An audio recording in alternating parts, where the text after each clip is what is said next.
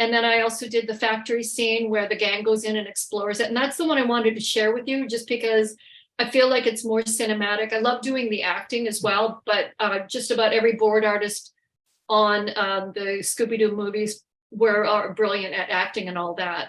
But some of them were coming from TV. So putting in dynamic backgrounds wasn't exactly in their wheelhouse. And so it was fun to mentor a few people and you know, I said, draw it so you feel like you're going to get vertigo, you know, don't make it look high, make it look terrifyingly high, you know? Yeah. All right, so you can see that?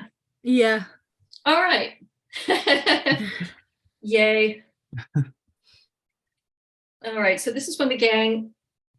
You know what, I think I'm gonna pitch it in. I've run through this a couple of times, and I think it'll work better just in this format.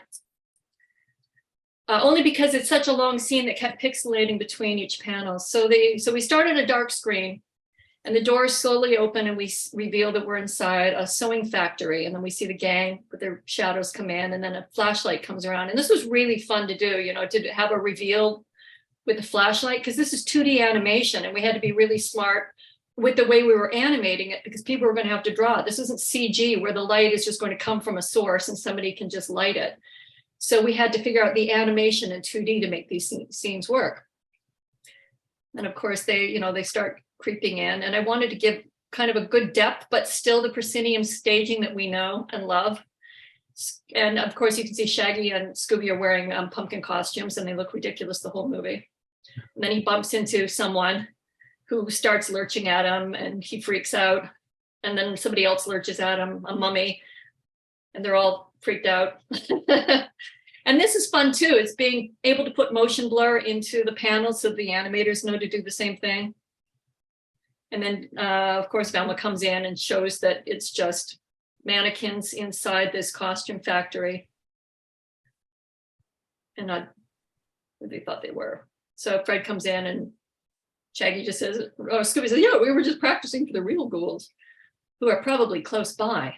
Maybe we should split up and look for clues. They always do this. Really? You mean it?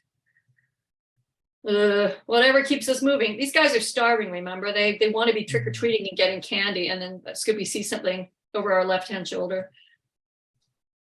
And it goes doink, doink. And we do a moment of the candy machine. Oh yeah, no question about it. Let's split up.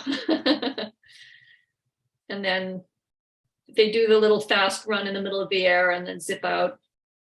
And then Velma says, do you hear that?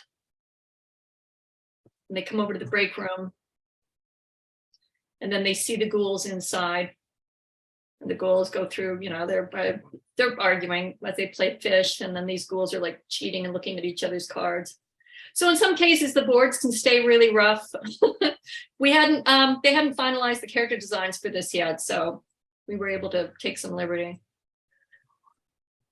Meanwhile, and it's shots like this that I love, is putting the camera inside the machine and then little close-ups of stuff. And it starts to slide down and they look really happy. And then of course it gets stuck, because of course it does.